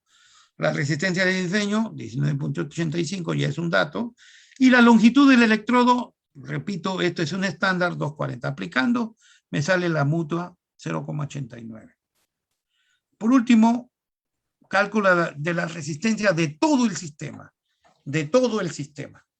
En este caso, vamos a aplicar esta bendita fórmula, que es la fórmula de la ecuación de Schwarz, y que permite calcular la malla completa con sistema, con todo, donde incluye todos los sistemas, tanto el conductor enterrado, los electrodos en paralelo y la resistencia mutua. Teníamos este valor, aplicamos la fórmula y nos da 1.42 ohmios. Y esa sería la resistencia, digamos, del sistema final, aplicando ya una malla completa. Estos cálculos son, en resumen, lo que nosotros queremos ver. Aquí está, mira, es una malla cuadrada de 5 metros de largo, 4 varillas enterradas verticalmente, ¿no? Y ese tipo de malla nos da 1.42 bajo las condiciones que hemos visto. Como les digo, en telecomunicaciones lo que se hace es trabajar en lo posible. Yo he visto mucho que mucha gente en telecomunicaciones le pone tensión de contacto, tensión de falla, que lo que hace es un poco distraer, pero finalmente la idea es ir, digamos, con cálculos específicos. La resistencia del sistema total sería, apaguen por favor su... La resistencia del sistema, de acuerdo, este es el resumen de los cálculos que hemos hecho, ¿no? Es 1.42 para un porcentaje de reducción. Esto es muy importante, el porcentaje de reducción. Y acá les quiero hablar un poquito de los elementos que se usan. Obviamente, el cemento conductivo, por decir un ejemplo, el cemento conductivo es un buen, digamos, un buen elemento para el medio ambiente, correcto, no es inocuo al medio ambiente, es eterno, digamos, tú haces la columna y queda como una columna. Pero ¿por qué haces la columna y queda como una columna? Porque el cemento conductivo es cemento, es cemento, es cemento que tú empleas para construir tu casa, al cual le han echado grafito. El grafito, que es ese elemento negro y que al final lo hace cemento conductivo negro, el grafito es un elemento muy conductor, muy conductor. Y como les dije, los japoneses lo que buscaron fue, con esos contrapesos horizontales, que se vaya el rayo lo más lejos, se disipe lo más lejos a la línea eléctrica. Y entonces, eso dio origen al cemento conductivo. Pero para un sistema de telecomunicaciones, donde tienes un área delimitada, muy pequeña, normalmente ahora con este tema de del mercado y todo, ya no te dejan usar el terreno alrededor, solo el área que has alquilado o comprado, y peor en un edificio. Entonces, no nos da mucho espacio para los contrapesos horizontales. Y es ahí donde vienen los problemas. Aparte que el cemento conductivo no es higroscópico en su generalidad, no lo es, no retiene el agua, lo mantiene ahí, ¿correcto? Y al no mantener el agua, simplemente, si tú no lo tratas bien, el terreno, el entorno del terreno, entonces necesitas área. Y en telecomunicaciones las áreas son bastante limitadas, salvo pues que sea un data center enorme, ¿no? Donde puedas hacer. Pero en una estación es bien complicado. A veces tienes estaciones de 6x6 nada más, y ahí te dices, me haces todo, me haces la malla, me haces la construcción, me pones los pozos, entonces ya no te da para un sistema. Hay otros, digamos, químicos, geles especialmente, que sí te bajan hasta 95% la calidad, y yo lo he comprobado. Bueno, la recomendación, profundidad de conductor a enterrar, 60 centímetros, trabajoso, pero se tiene que hacer. El diámetro del electrodo a utilizar es el que le dije, el de 3/4. Dimensiones del conductor, 50 milímetros. Longitud total del conductor, 20 metros. Para la puesta a tierra, como les dije. Puesta a tierra es lo que está debajo de la tierra. Y sistema de puesta a tierra ya es lo que está encima, unido a la puesta a tierra que está abajo. Y los números de pozos con jabalinas y cajas de registros, 4. Bueno, hasta ahí hemos visto el sistema de puesta a tierra para lo que es telecomunicaciones. Ahora nos falta ver para subestaciones eléctricas. Para subestaciones eléctricas, también bajo la metodología de la IEEE estándar 80, aquí sí aplicaría a temas de subestaciones en minería, en cualquier, digamos, elemento que tenga media tensión, ¿no? O tensión más allá de los 1000 voltios, ¿no? Un ejemplo, estamos diciendo datos de campo, por ejemplo, calibre de cobre desnudo 4.0, aquí sí se emplea un calibre grueso de 95 milímetros cuadrados. El tiempo de falla se asume o se pregunta a la central cuando este tiempo de falla, cuando le pertenece la subestación o tú te alimentas de, digamos, la distribuidora de energía eléctrica, obviamente que ellos te pueden dar esta información. Pero cuando es tuya propia, tú tienes que calcularla. Y aquí tenemos que es un sistema monofásico. El ejemplo incluye una malla en un terreno, fíjate lo enorme que tenemos ahí. Y esto en un sistema de telecomunicaciones para una antena no se cumple, pues, ¿no? Es difícil tener 85 metros por 75 metros para poner una antena, ¿no? Tenemos menos de la cuarta parte. Y entonces en una malla para su estación sí. Ojo que aquí el terreno total es 75 por 85 y la malla que se va a construir es de 70 por 80, 5 metros de adentro. Obviamente esta información también nos dan una resistividad superficial de 2500 ohmiómetros, pero la altura de la primer nivel es 10 centímetros. Prácticamente esta es la resistividad del material que está sobre, del cascajo y piedra que está sobre el terreno. Y la resistividad de la siguiente es 400 ohmiómetros. Se va a considerar, porque tenemos 10 centímetros de arriba, que es poquito, prácticamente es la cuestión superficial, se va a considerar que es un sistema homogéneo, que no es de 2 capas, sino solo de una. Ajá, aquí viene. El cálculo de extensiones máximas permitidas de paso y de toque para una persona que pesa 70 kilogramos. Como ustedes entenderán, la norma, la IEEE 80, está basada en cálculos a personas básicamente de tipo americano, de esas épocas, que ya no son los americanos de ahora, que son bastante más elevados de peso. Pero en este caso se calcula para un trabajador estándar de 70 kilogramos, ¿correcto? Tenemos la tensión de paso, que se aplica bajo esta fórmula, que estos datos ya lo tenemos, nos falta el CS. el tiempo de falla lo tenemos, y nos da la tensión de paso y la tensión de contacto con esta fórmula. Además, necesitaríamos este factor de reducción. Este factor de reducción que viene a ser de la capa, de la resistividad de la capa de aislamiento, ¿correcto? Y HS vendría a ser la altura de la capa de aislamiento, ¿correcto? Obtenemos este valor con los datos que ya tenemos. 1000, por si acaso, aquí en la fórmula, 1000 significa, aquí está considerando la resistencia de una persona del cuerpo humano, que se considera que es 1000 ohmios. 1000 ohmios. Voltaje de paso nos da 2686.6 voltios. Voltaje de toque de contacto, 838.2 voltios. Entonces, nosotros vamos a aplicar este tema, este cálculo, siempre basados en la norma internacional, que es mejor, que está bien completa y bien especificada en la IEEE 80. Las normas peruanas nada más se limitan a seguir la especificación que da la IEEE 80.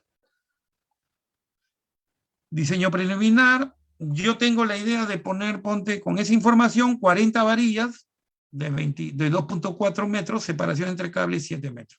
Como tengo el terreno, tengo la plata, estoy haciendo para una mina, obviamente voy a hacer prácticamente una malla con 70 varillas. No te olvides que acá tienes 70 por 80, ¿correcto? 70 por 80. Bueno, 70 metros entre 7 te da 10 cuadrículas. Entonces, la distancia entre cada varilla va a ser 7 metros.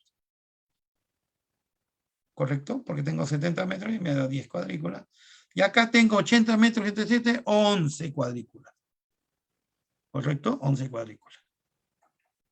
Es importante, como repito, tener idea de cuál es la distancia que debe haber entre varilla y varilla, la distancia mínima. La distancia mínima que debe haber entre varilla y varilla hay que respetar y tiene un criterio que seguramente lo vamos a ver después. La longitud total del cable que entra, tenemos la longitud total, tenemos 11 cuadrículas más una, que es la límite, por 70, y en el otro caso 10 más 1 por 80. Te da 1720 metros.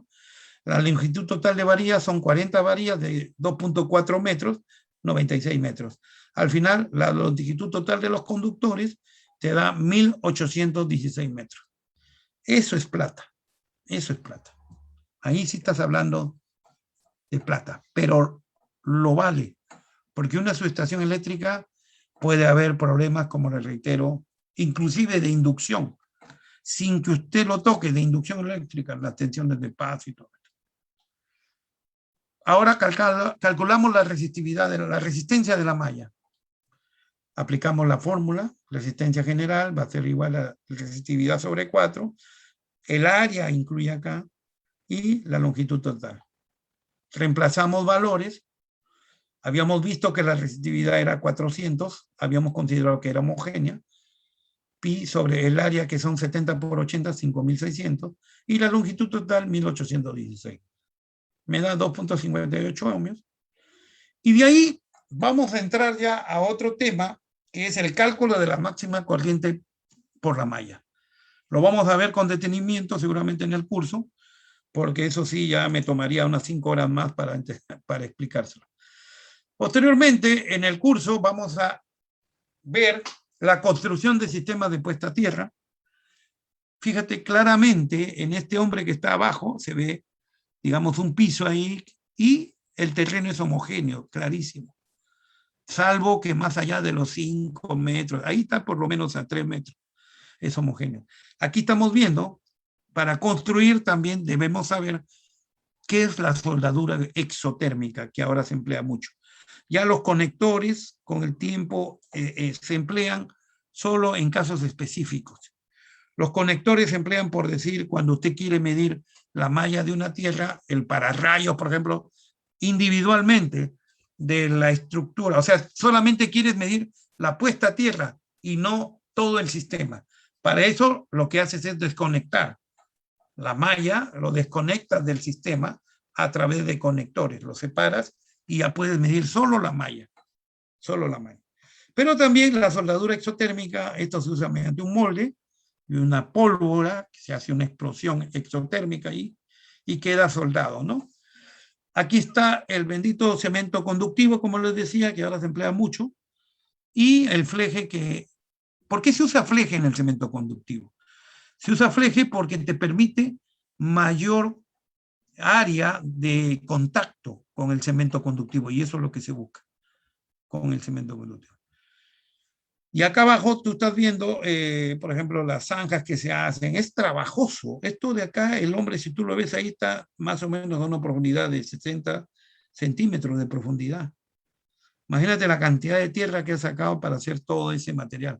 Y está tirando las varillas, los cables de cobre alrededor de todo el sistema. Esto obedece a un diseño de puesta a tierra. Hay mucha gente que hace diseño de tema tierra sin haber hecho el estudio de resistividad, sin haber hecho nada de información, la geología básica, nada, no tienen, van de frente y lo hacen. Y ahí vienen, a la hora que terminan y miden, ahí viene el problema. Porque no se hace en el orden que debería hacerse. Es riguroso tener que hacer un estudio previo del diseño, con medidas hechas en campos reales. Entonces, es importante. La construcción del sistema de puesta a tierra, entonces, es la ejecución del diseño que usted previamente ha hecho en campo y en escritorio. Y entonces ya usted sabe lo que tiene que hacer, ¿no? Cada pozo, fíjate, cada pozo lo que significa, ¿no? Hacer un tremendo hoyo y todo. Después vamos a ver las mediciones de los sistemas de puesta a tierra, ya cuando el sistema está terminado. Cuando el sistema está terminado, se procede con la medición. Hay métodos, el método de los tres picas. Este telurómetro que ves acá, este es un telurómetro muy usado, Megabras, tiene 4 picas, pero también se usa para 3. Inclusive ahora hay telurómetros que te dan la resistividad de frente, ni siquiera la multiplicas, aplicas la fórmula, nada, te lo da directo. Pero este Megabras te sirve sí para hacer la medición de las 3 picas con el, digamos, el telurómetro y la resistencia terminada ya, en la malla terminada. Obviamente aquí el método más empleado es el método del 62%. El método del 62%. Y ahí hay algunos trucos que se pueden hacer para, digamos, falsear la información. Hay que tener cuidado, eso ya lo vamos a ver. Después hay también equipos, las pinzas ómicas que te miden la resistencia. No son muy confiables a mi criterio, pero en casos extremos se puede usar. En el caso, por ejemplo, de edificios, donde tú no puedes hacer poner picas, se puede usar, ¿no? Te da algo relativo. Siempre, bueno, la idea es respetar las recomendaciones que hace el fabricante sobre el telurómetro que estás usando, ¿no? Siempre. Posteriormente vamos a ver mejoramiento y mantenimiento de los sistemas de puesta a tierra. ¿Cómo hacemos para mejorar, para hacerle un mantenimiento al sistema de puesta a tierra? Hay pozos que ya están hechos y, como les reitero, con el tiempo se van degradando, ¿no? Eso es lo malo. Internamente, bajo tierra, se lavan. Pasa el agua, lo lava. O cae un rayo y lo seca. Cae un rayo cerca y lo seca el pozo. Porque el rayo tiene tal cantidad de calor que genera, tal cantidad de corriente que genera tanto calor, que al pozo tratado, que está tratado con sales, con lo que quiera, lo seca. El cemento conductivo en eso sí es ventajoso, porque el cemento no lo seca porque ya es una columna ya de concreto. Me pasó un caso particular en Cusco y en otros lugares, un caso particular de que yo medía fase neutro, me daba 220 el sistema trifásico, y el neutro, cuando lo conectaba al sistema y todo, lo neutro aterrado, se suponía que era un neutro aterrado, y el neutro, cuando lo aterraba todo, pasaba la corriente. Entonces salía un voltaje de la Tierra. O sea, energizaba la Tierra. Haciendo el análisis, se determinó que los pozos que había hecho la empresa de distribución Electrosureste para la subestación, un transformador que estaba en una estructura H, se habían secado. Nunca le habían hecho mantenimiento. Y esos pozos ya no funcionaban. Por eso la importancia, igual en telecomunicaciones, en minería, entonces siempre hay que ver cada qué tiempo se hace un sistema de puesta a tierra de acuerdo al aditivo que le has puesto. Se recomienda 2 veces al año, medio año, cada medio año, ponerle agua, recambiar, ¿no? Y limpiar las zonas que se están oxidando, porque ya les dije que mientras más húmedo, es más fácil de que se oxide. Y, como le digo, este es todo una, digamos, filosofía de trabajo para hacer. Todo tiene un reemplazo.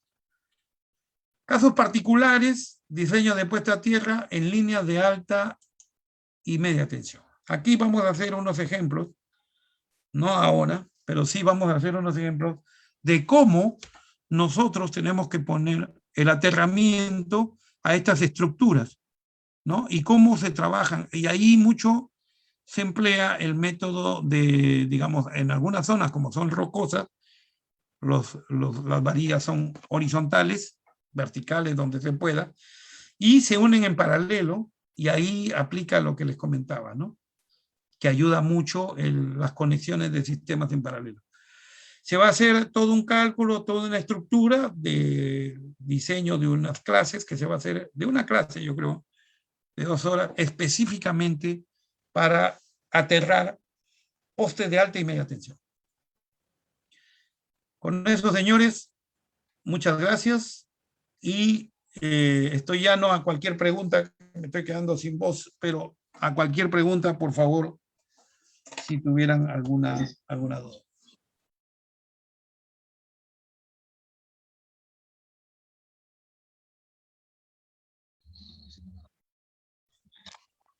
Ajá.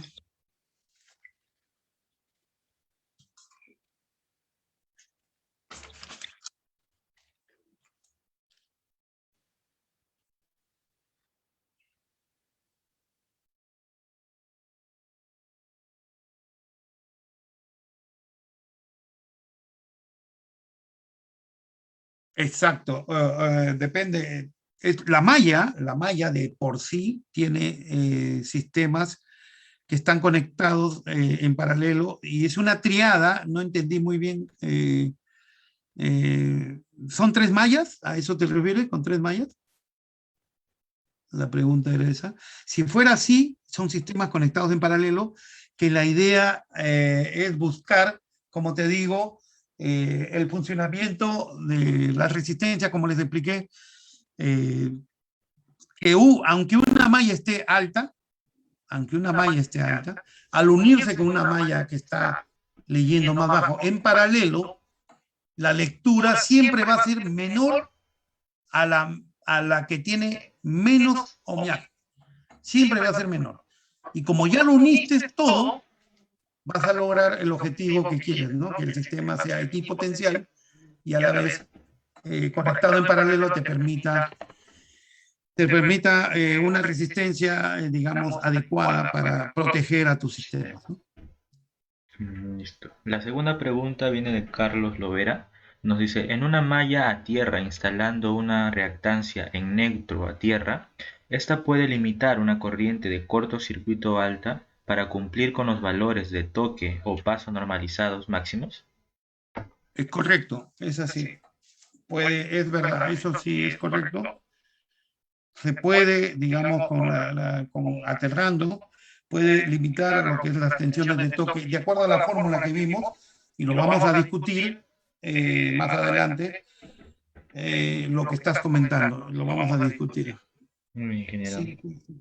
Ahora la tercera pregunta de Gerardo Mesa nos dice, en muchas ocasiones la resistividad medida del terreno es alta, entre 2000 a 2500 ohm por metro, y además de esto, el espacio para construir mallas es reducido, caso de transformador en poste para redes de distribución.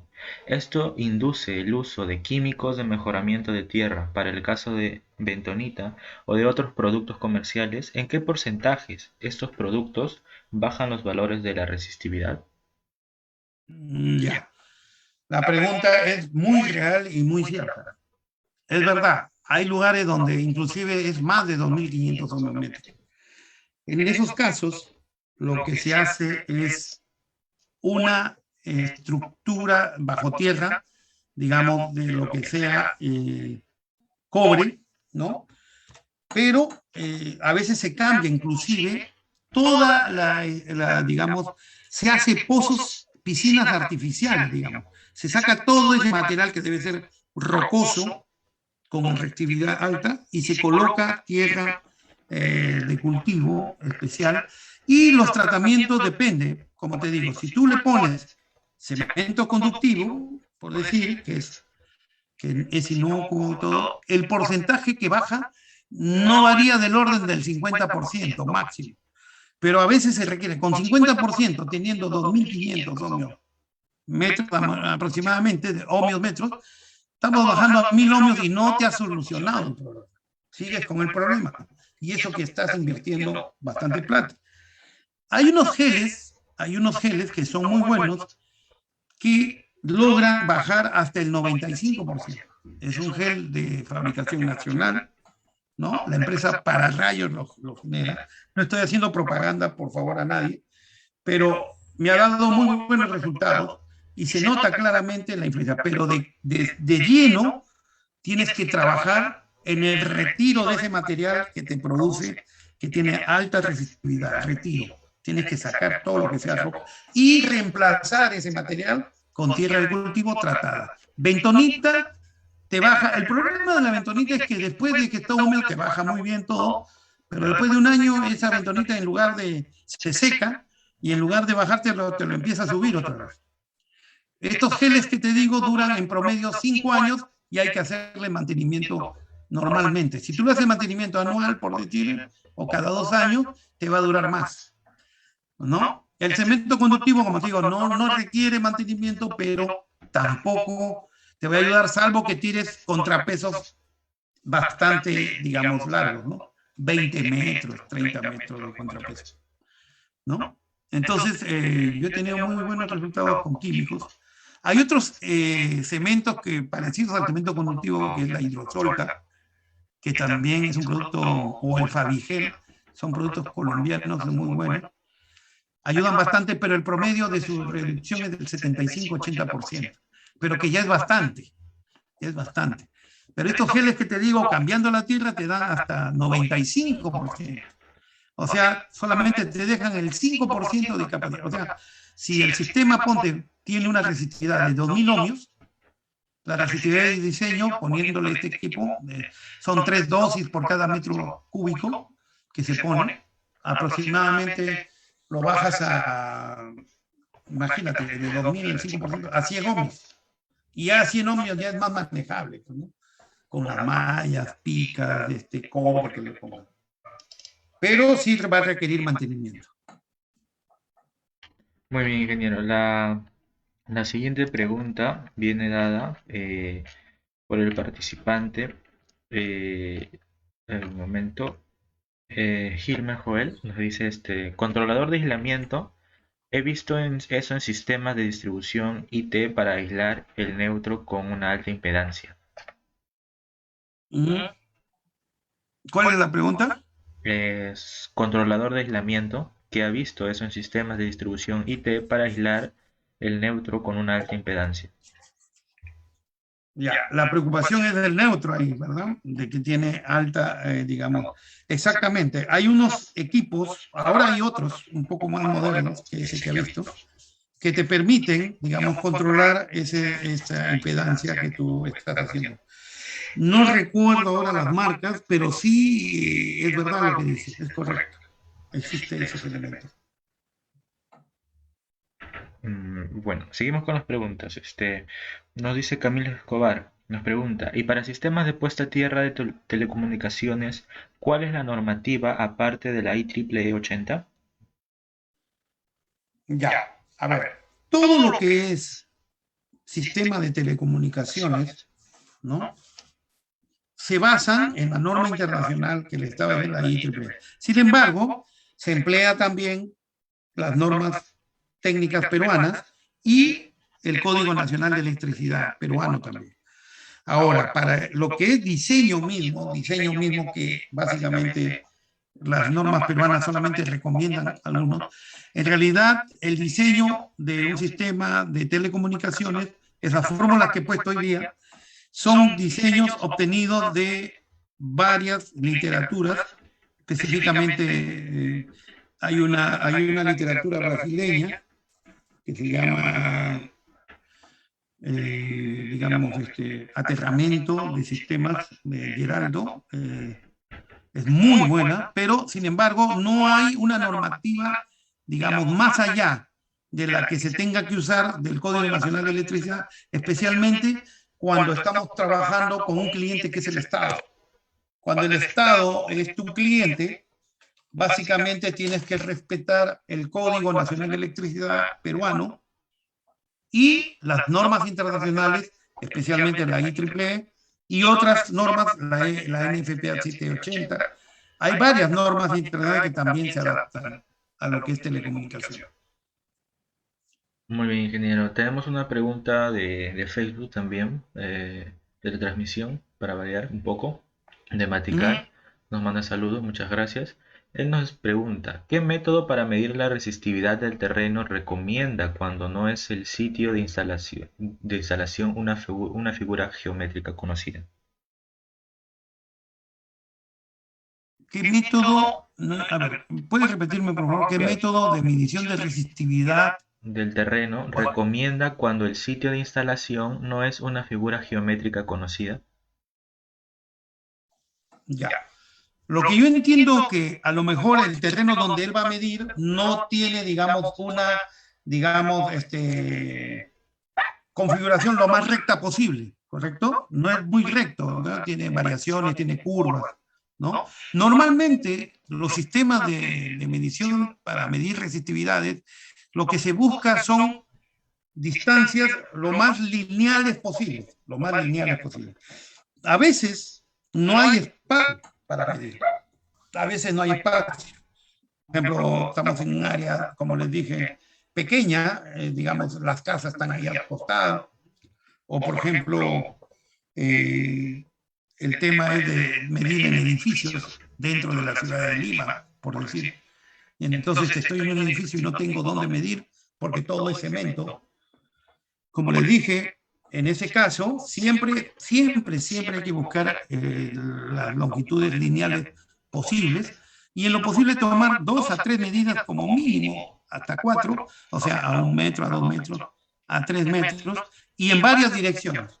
Yo sé que a veces he encontrado casos donde he tenido que pasar por un techo, o sea, paso el sitio, hay un muro y tengo que hacer pasar el cable, ese muro, y seguir por otro, pero siempre siguiendo la línea lo más recto posible. ¿Ya? Tomar mínimo hasta 4 metros de distancia en lo posible. Y a lo mejor dos direcciones nada más, porque no hay más. Y entonces puedes hacerlo solo en 2, y a veces hasta en una nada más. ¿Qué se va a hacer? A veces la geografía no te permite, ¿no? Así es, ingeniero, muchas gracias. Bueno, seguimos con las preguntas. Gracias a todos los participantes. Gerardo Cipriano nos pregunta si existe una técnica llamada tomografía eléctrica resistiva para hallar el perfil resistivo en 3D de un terreno. Si tuviera algún comentario de esa técnica. Bueno, sí existe, la he visto en algún lugar y mucho se han hecho, digamos, ¿cómo te digo?, tesis del doctorado al respecto. Sí, es un nivel alto, pero sí he visto esa máquina.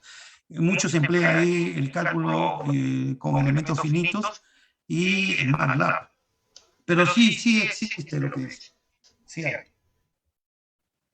Muy bien, ingeniero. Muy bien, ingeniero. Carlos Lovera nos dice si en lugar de colocar varillas horizontales cuando se dé la posibilidad por ser la capa homogénea, ¿se puede emplear el tendido de conductor de cobre? Sí, correcto. Correcto. Es verdad lo que dice. Se puede usar. En realidad, la varilla es prácticamente como un conductor. Es un conductor simplemente. Y peor si es copperware, es acero con un forro de cobre nada más.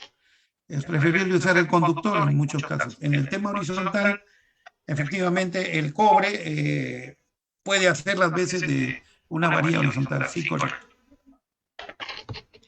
El ingeniero Carlos Lovera nos dice, dosis de químicas higroscópicas son las que se puede emplear en las estaciones de telecomunicaciones.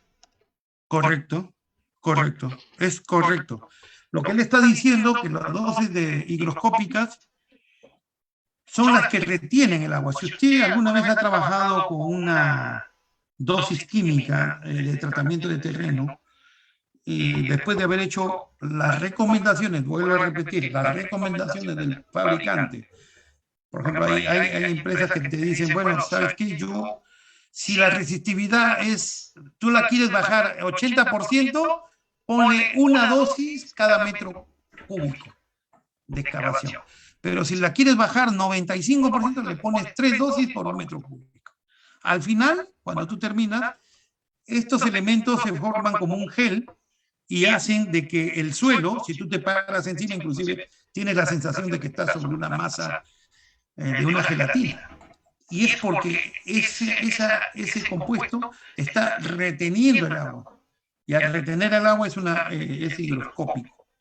Exactamente lo que dice el amigo. Muy bien. Bueno, Carlos Lovera también nos hace un comentario sobre el curso y sí, todos los participantes que se encuentran aquí por Facebook van a hacer en el transcurso de hoy a más tardar mañana, se les va a hacer llegar a su correo electrónico donde se registraron el brochure del curso, así que por eso no se preocupen. Y Romario nos pregunta, ingeniero, si en el curso modelaremos el sistema puesta a tierra con software o solo nos abocaremos al cálculo analítico. Sí, se va a usar software, y ya les voy diciendo el software que se va a hacer. Va a ser el ETAP para sistemas eléctricos. Es un software que nos va a ayudar a comprobar, para empezar, como ejercicio vamos a comprobar lo que hemos hecho manualmente en Excel, a hacerlo con el software y a ver qué consideraciones tener para obtener los resultados esperados, ¿no? Pero hay que saber usar ese software. Ese software, manejarlo en el ETAP, pues obviamente hay que enfocarse mucho, y tienen por lo menos ustedes como estudiantes tener cierto grado de conocimientos, ¿no? Cierto grado de conocimiento de un poco de electricidad para entender la tensión de paso, de contacto, ¿no? Todas esas cosas para poder aplicar de una manera más rápida y entenderlo mejor el software. Sí se va a usar el software y se llama ETAP. Hay varios software que se pueden usar para este tema. Hay otro que se llama ASPIC, pero es más restringido. El ETAP un poquito más comercial, lo pueden obtener, hay que sacar la licencia y todo eso. Pero sí, se puede. No lo he hablado hoy día porque justamente no tengo la licencia para hacerlo. Sí, sí, no quiero por ahí problemas. Wilber nos pregunta, ¿el método Wenner se puede aplicar a naves industriales o cuál sería el método más idóneo para este tipo de aplicaciones? Sí se puede usar para naves industriales, claro que sí. En todo sistema que tú quieras obtener la resistividad, obviamente que puedes usar naves industriales, tiendas, el método de Wenner lo empleas en todo, ningún problema. Alexander Portales nos pregunta, en un mall que no se contempló el sistema puesta a tierra, ¿hay que hacer las medidas de resistividad que se podría hacer en ese caso, ya que se cuenta con piso terminado? A ver, este es un mall que ya tiene el piso terminado. Uh-huh. Y lo que quieren hacer es un sistema de puesta a tierra. Se olvidaron del sistema de puesta a tierra. Entonces, lo que hay que hacer ahí, efectivamente, se mide la resistividad en un área. Si no hay área en la zona del mall donde puedan hacer, lo pueden hacer cerca, en los exteriores, sin ningún problema, no más allá de los 50 metros. No más allá. Más allá de los 50, ya muy probable que el terreno cambie sus características. Poco probable, pero es probable. Entonces, evitemos eso, pero sí lo puedes hacer externamente, el cálculo de la reflectividad, y hacer tu sistema de malla. Si te permite hacerlo afuera, sería espectacular. Lo haces afuera y lo metes adentro nomás. Lo unes, lo formas un sistema metiendo tus cables adentro, ¿no? Lo puedes hacer, ¿eh? Para no te salga tan caro romper otra vez todo, ¿no? Hacer todo. Si es que tuvieras espacio externamente, ¿no? Lo puedes hacer afuera y llevar esa malla, porque al final lo que va a hacer es, si hay una descarga, ¿no? Lo va a sacar hacia afuera. No necesariamente la malla tiene que estar debajo de la estación, de las tiendas, del mall. José Rodríguez nos hizo una buena pregunta. Nos dice, ¿qué tan efectivo es un pararrayos con un solo electrodo para una antena de transmisión, puesto que no hay espacio para una malla? Ya. Normalmente los pararrayos tienen su propio pozo individual siempre. Debajo de tierra ya se une con el otro sistema, pero depende, su efectividad va a depender del tratamiento que tú le des y la resistencia que obtengas en ese pozo, ¿no? Si la resistencia te da alta, por ejemplo, si obtienes 30 ohmios, bueno, obviamente que vas a tener un poco de riesgo, porque equipos de telecomunicaciones son delicados. Pero si ese pozo te da, por ejemplo, si no tienes espacio y tienes solo un pozo, trata de hacerlo lo mejor posible para que te baje bastante la resistencia y trabajes solamente ahí. Ahora, en esos casos, cuando no hay, usas, por ejemplo, el máximo, la máxima capacidad de, digamos, de dosificación que puedas usar, ¿no? De los químicos que le vas a poner. Pero sí puedes trabajar bien siempre y cuando el pozo sea, digamos, adecuado, ¿no? La medida obtenida. Bien, Javier Ulloa nos pregunta, ¿en un sistema de puesta a tierra en baja tensión se puede conectar el sistema de comunicaciones como computadoras y de video? Sí, claro que sí, se puede, en baja tensión tú haces una malla y puedes conectar siempre y cuando respetes, digamos, en el sistema de telecomunicaciones, por ejemplo, o sistema de computadoras, ¿qué vas a aterrar ahí? Lo que vas a aterrar es chasis, vas a aterrar, vas a tener un punto de tierra para tu toma eléctrica, ¿correcto? Siempre se tiene que respetar la ubicación de la master grounding bar o de la master de la barra donde vas a colocar. Nunca, digamos, hay unas master que le llaman, las conexiones que se hacen en ellas se llaman PANI.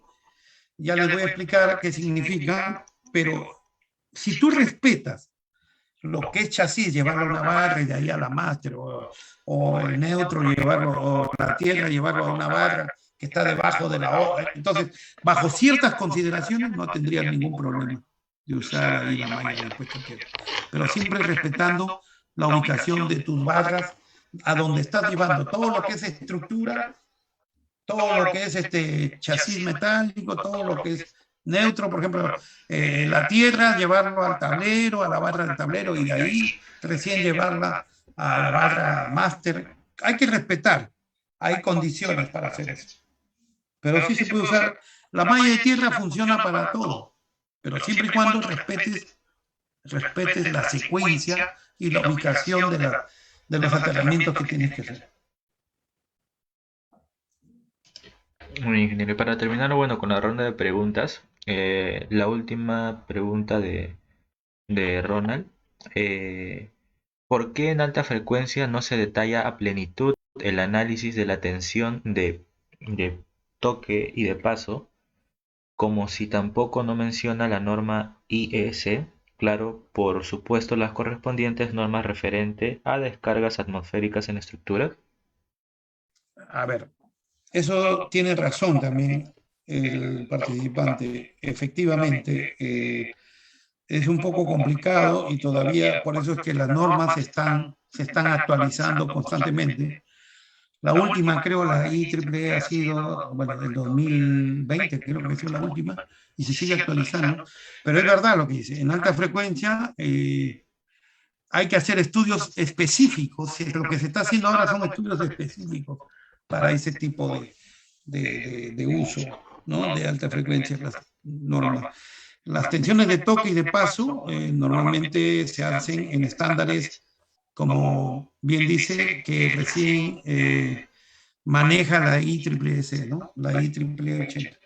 Pero es verdad, ahí se hacen estudios particulares. Sí se puede hacer en alta frecuencia, pero particularmente y yo aplicando normas que ya no solamente son la IEEE 80, sino otras normas, inclusive la NFPA 780, hay unas normas del ejército americano también que son muy buenas, pero como repito, es correcto lo que dice el participante.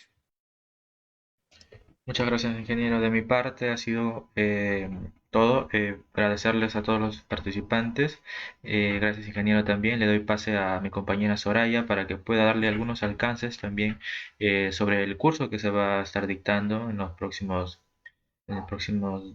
días. Y gracias, ingeniero. Nos vemos. Le doy el pase. Ok, muchas gracias. Hasta luego con todo. Buenas noches con todos. Bueno, una vez más felicitarle al ingeniero Marco por su ponencia.